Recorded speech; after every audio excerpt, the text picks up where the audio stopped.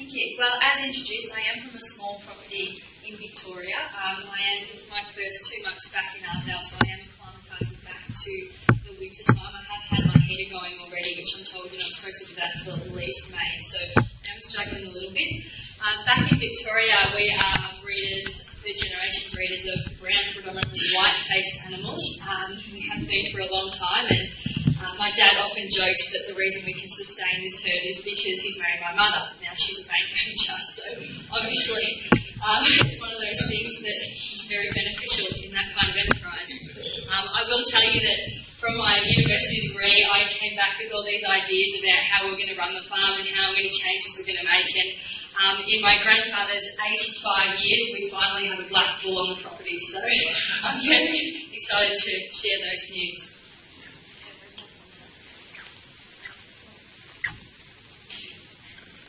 Okay, so I'm excited to be here today to talk a little bit about value-based marketing and some of the innovations and some of the technologies that we've been working with over the last 18 months to 2 years with MLA. So a bit of an overview. We have an industry question and we have a challenge, and that's to get value-based marketing into the red meat industry. Now, value-based marketing, we want to work on strategies, we want to work on innovations, technological advances in order to improve our industry.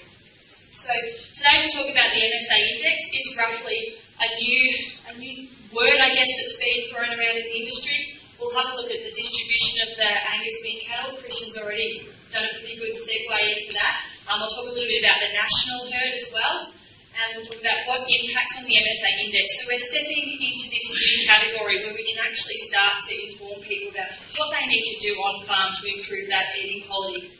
And then we'll talk about some of these new technologies that are appearing. So in the eating quality department, what we focus on is this eating quality flow chart. So what we try to do is, if we want to work on value-based marketing, we need to work at all sectors. We need to get from the genetics end right through to the consumer end. But what we need to also realise is that whilst this arrow goes in one direction, it also needs to go back in the other direction. So whilst we get inputs in the processing sector and inputs in the consumer sector, we also need to bring it back to the producer so that we've got accurate sharing of information and we've got transparency in the industry and we know exactly what we need for market requirements. We currently have a bit of an industry bottleneck, so there are key measurements that are the basis of the conversation between the processor and the producer. What we know is that they're subjective and they can be improved through research, through innovation, through technology. And the key is to build confidence between the processor and the producer and basically get that knowledge base, get the transparency of information, and let's kickstart this industry. So we talk about the Nsa Index. So the Nsa Index came about in response to the fact that we never really had a real-time estimate of eating quality that could relate back to the live animal. We could tell you that you need marbling to be up here, we need ossification to be down here. If you've got hump height, ossification and marbling becomes even more important. We can tell you that maybe you should kill boys instead of girls. We can tell you that you need to get to hot standard carcass weight as quick as possible. You need rib fat, but not too much rib fat. And so it becomes a very complex recipe. If you were chucking all those ingredients into a soup bowl, you'd be pretty confused about how much you were actually doing on any of those things. So the index came about, which was a weighted meat quality score for the individual animal. So we now have a single figure to demonstrate how a carcass has performed and all the traits that are important to eating quality. So how do we build an index? Well, we get a range of attributes and inputs that are collected off plant. There's also a few that are taken off the National Meat Declaration and the MSA Declaration. It then goes into the MSA model and is calculated against 39 different cut-by-cook combinations. It's multiplied by the cut proportion, divided by 100, and out comes your Nsa Index. Now, for those who don't speak that kind of language, the English version is, we have our lovely animal. Every cut in the body performs differently. Both with the eating quality, it's also a different size. So we need to make sure that every cut in the body is represented accurately. So we can see that different muscles have different eating qualities and they're different sizes. Basically, we multiply them all together using the MSA model and come out with a number.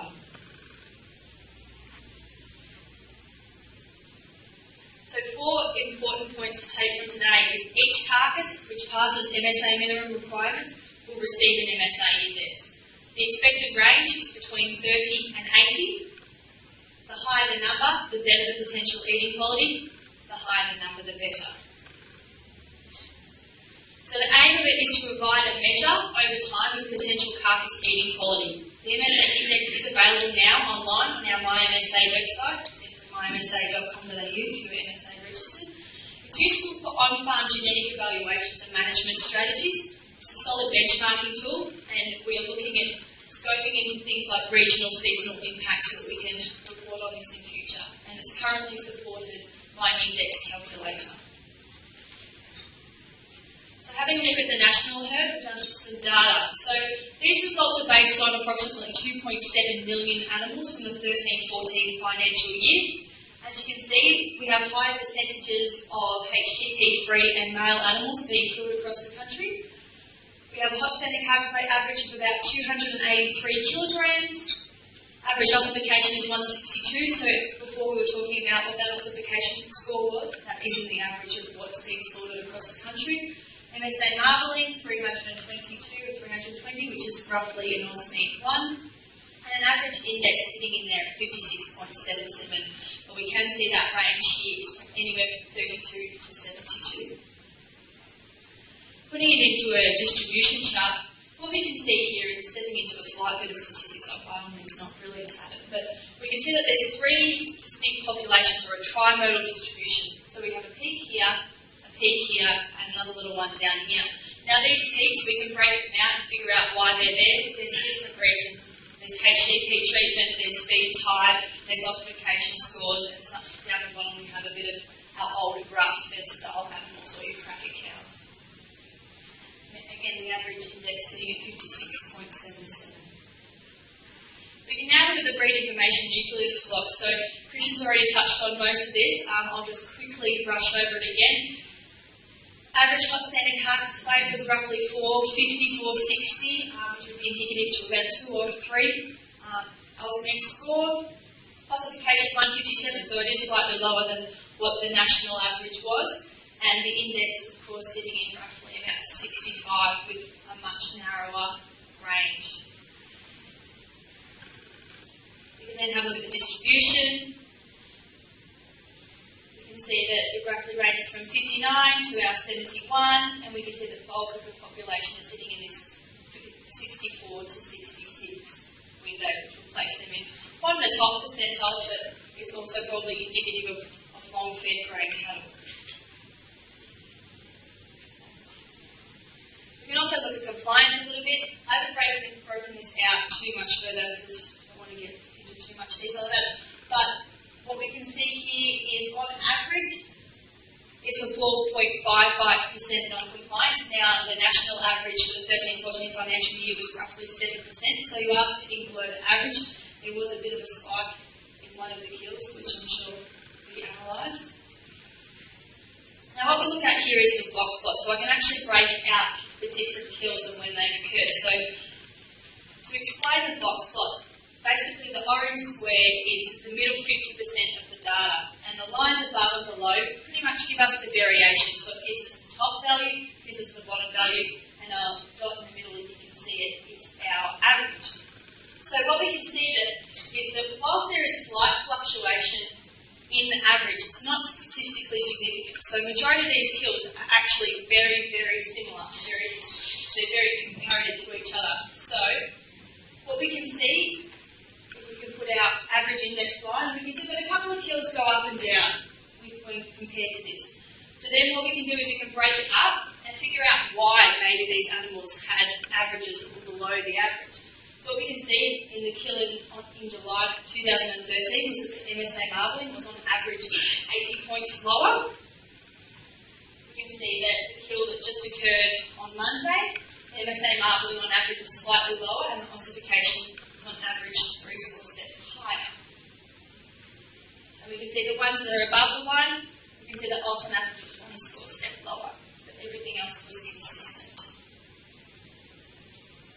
We can then break them up into percentile bands, so that we can see our average is sitting at 65, and the top 5% of animals are sitting at around about 67.83.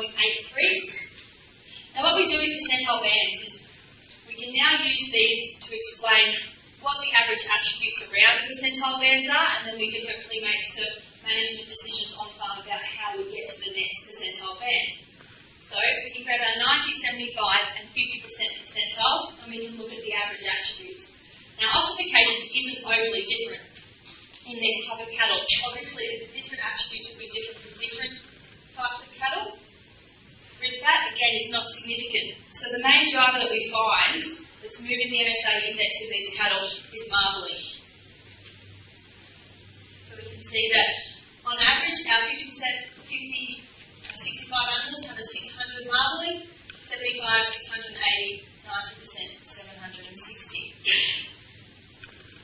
This is probably one of the most important things that we've come out with regards to the Nsa Index. So this here is also based on the 13, 14, 2.7 million animals, and what this explains is what the main drivers on the Nsa Index is. So it explains that HGPs, milk-fed dealers and sale yards all have quite a significant effect on the Nsa Index, but from an on-farm perspective we can now say that marbling, hump height and ossification scores are the drivers that you can influence.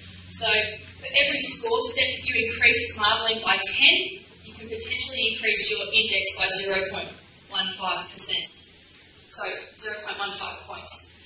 We can also say that we have tropical breed content effects, but then that also relates to hump height. Hot standard carcass weight, funnily enough, isn't an overall large driver of the Nsa Index, and we can say with low ossification scores that females have higher indexes than male steers, which is kind of one of those lessons, I guess, or fun facts for today. So low ossification scores, don't stress her out, feed her well, treat her well, and she'll perform. So that's probably got more implications for more than just the beef industry, I think.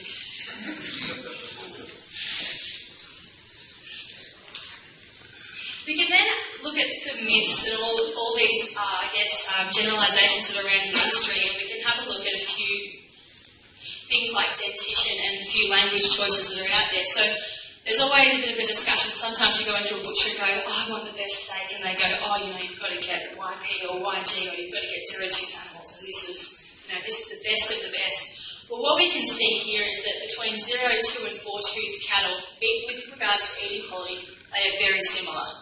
They pretty much eat the same, they perform the same, and that's how they work. What we can see is 6 and 8-tooth animals.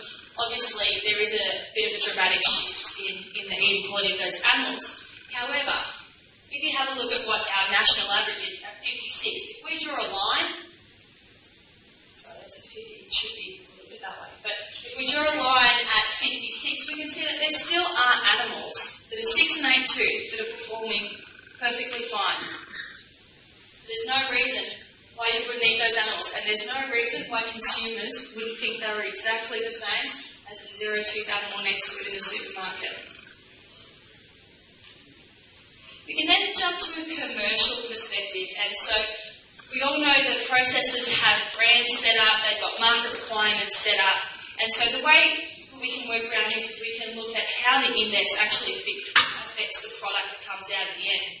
So looking at a strip loin, so our porterhouse steak, we're looking at a 40 index and a 45 index on average. And what we can see from them, if a processor was to purchase those animals, is that they have a chance of having an ungraded product. So they would not be packing any of that from those animals. You can see that increasing from a 40 to a 45, we just start to get 3 at 35-day aging. So it's acceptable eating quality, but the processor has to age it for 35 days before he can put it into the marketplace.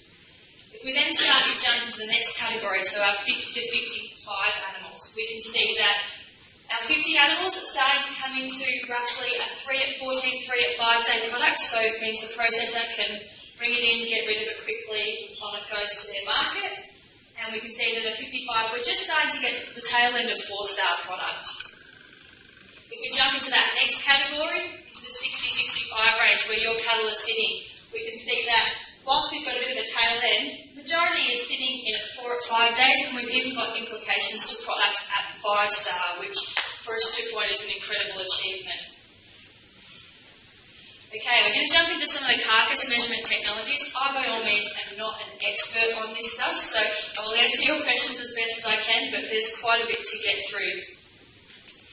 So the key in all of this is to find more accurate measurements of fat, muscle and bone, and then we also want to be able to spread them out, work on yield, work on body condition scores and so on.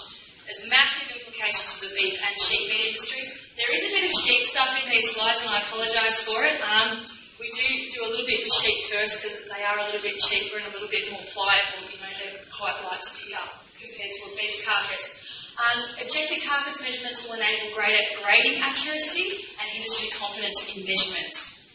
So we'll talk a little bit about a new algorithm that we've just got approval for this week. We'll talk about the Chromatech probe. We've got Hyperspectral Imaging, DEXA, red, green, blue and depth cameras, and eventually we'll get to the LEAP system. So we've currently got a proposal put forward to MLA for an algorithm. Now this algorithm has been run over a couple of sheep plants from Australia. It is New Zealand-based statistics. Currently, meat processors, there's no easy way for them to get yield based on producers. At the end of every day, they can work out what their average yields are going through the boning room, but there's no real way to figure out which ones belong to which producers, and so it's a bit of an industry issue. So a mathematical algorithm has been developed that can make this discrimination, and it uses a set of daily average meat yield estimates that can potentially extend to further deal with estimating meat yields and different sign types. So the preliminary research we've used has a predicted producer yield and an actual producer yield, and the correlation being 0.8 is actually quite high. Then we move into the Chromatech probe. So Chromatech is a company that bases itself around fat and yield probes as well as ultrasound.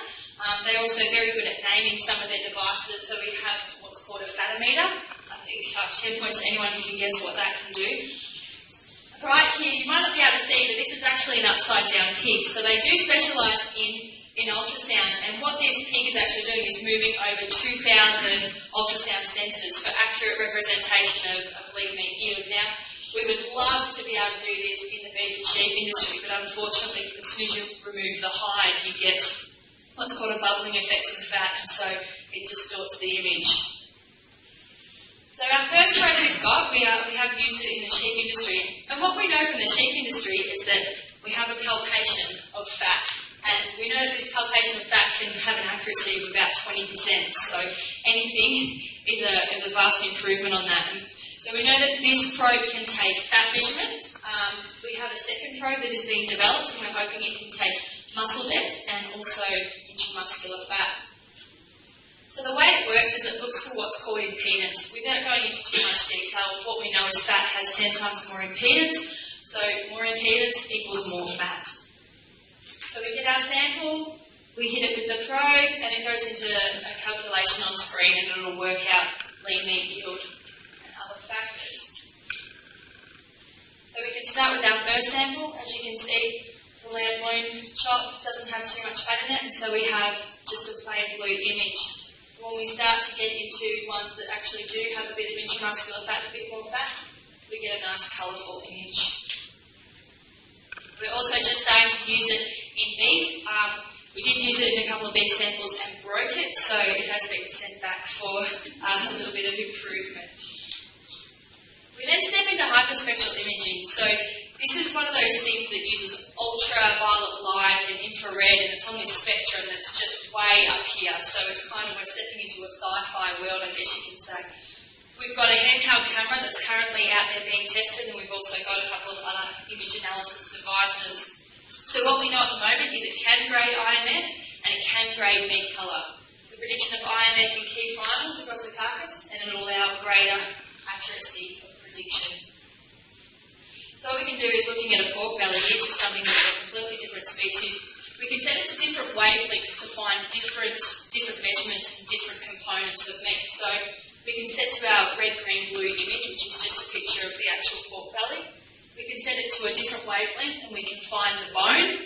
We can set it to another wavelength and find the fat. We can set it to another one again and find the meat.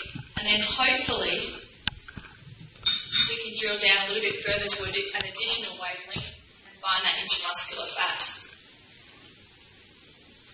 So what we want to get a bit adventurous with this, and what we think you can also grade is eye muscle area, fat colour, subcutaneous fat. We can separate fat from bone and IMF from bone, and we hopefully will have implications for ossification. So this is our first camera that has been currently tested in a beef plant, and as you can see, he's taking a picture of the eye muscle area, and we have been pretty positive with IMF results and meat colour, but we're just trying to work out all the logistics of the statistical analysis that happens in the back to make sure we get accurate readings. Now we can jump on farm for a bit. So we've got what's called RGBD cameras, or they're red, green, blue depth cameras. Now what they have is set them up in a crush situation. So we have cipher cameras, we have left and right cameras, and what they do is take a 3D image analysis of the animal as it comes through the crush. It's been trialled to show great ability to do body condition score. We currently have 2 project proposals put up for this research. We can take images of the animal, so we can work out things like, is she ready to breed, is she ready to kill, is she ready to do many other things. And we can then work out our body condition scores. So the beauty about this research is that it's Australian owned, it was created by Australians, and it's done with the simple Xbox camera or your PlayStation camera. So it's a bit of technology that's just stumbled across us basically, and it's proved to be very, very beneficial.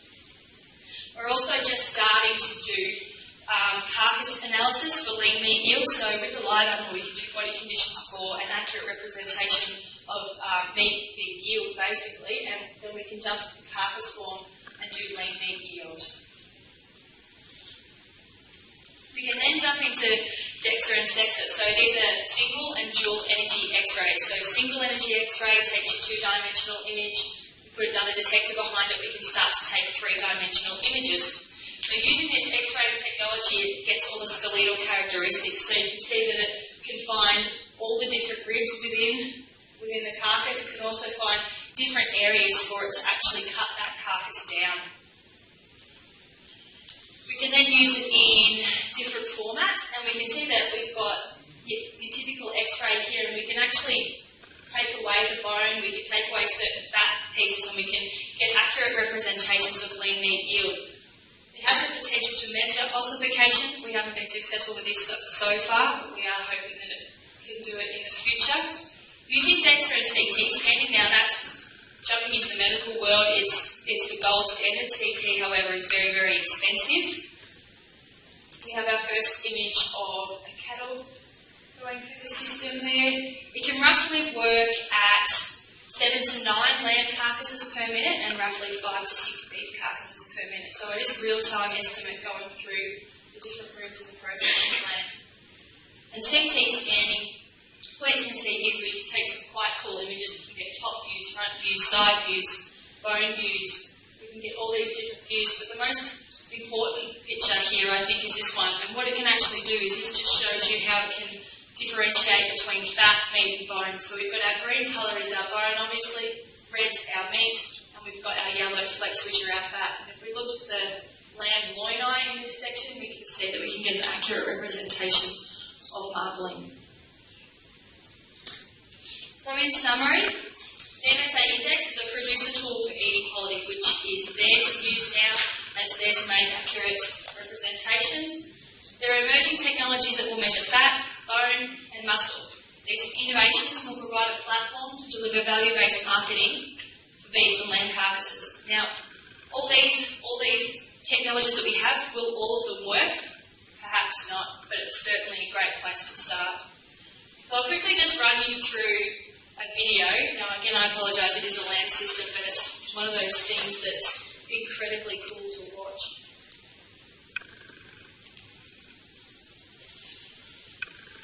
So this is a current boning room that's in place. I believe this one's in New Zealand. So our X-ray system, you've got lamb carcasses going through the DEXA machine, which I explained before, the dual energy X-ray.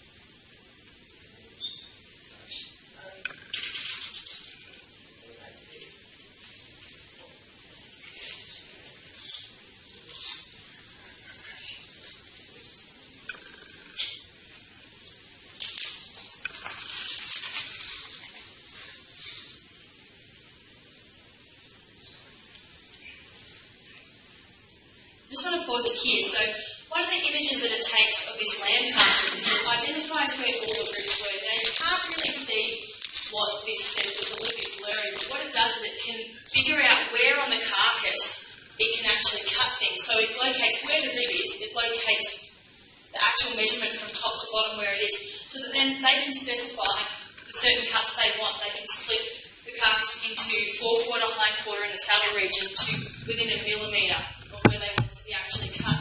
You can then break the hindquarter, middle, forequarter down into their actual weights. So you can see here 5,800 grams, which is 5.8 kilograms, and it has a 15 kilogram total. You can then split them out into percentages to go back to the producer. So it's saying that this particular lamb carcass, 36% was in the hindquarter, 30% was in the middle, and 33% was in the forequarter.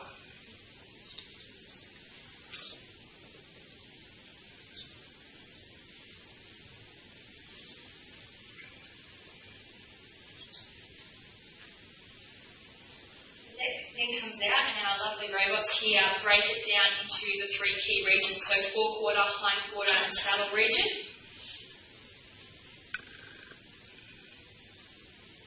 So every body is measured to its length, and the robot will adjust it to be able to cut it at that exact site, that exact measurement.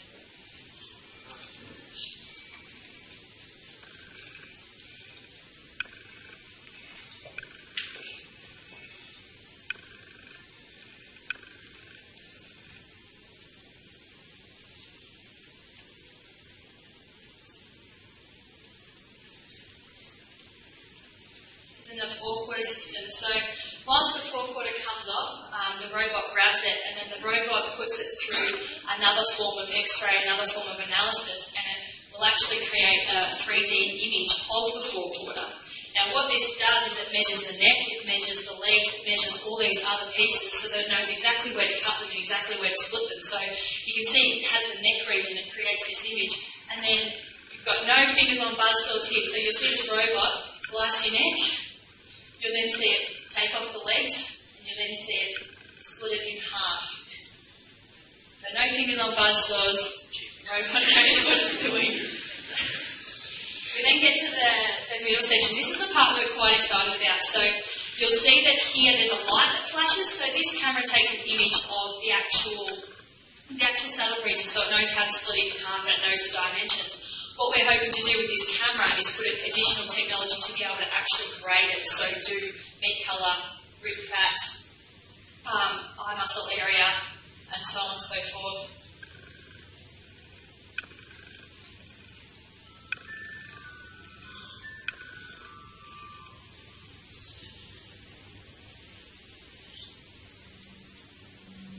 It goes further down the chain and takes off the flank and the ribs.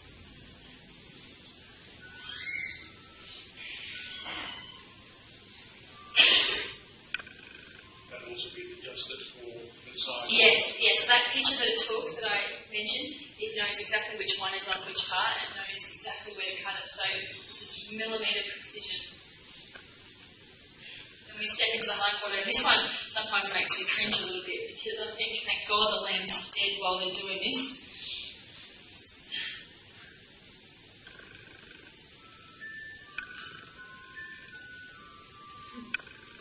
So it grabs your hindquarter.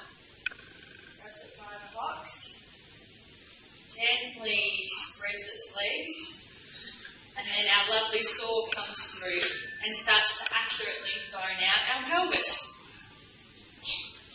You can see it swinging around and going different angles. This is a commercial. This is commercial, this is in place, it's happening now. We even have one in a plant in Australia.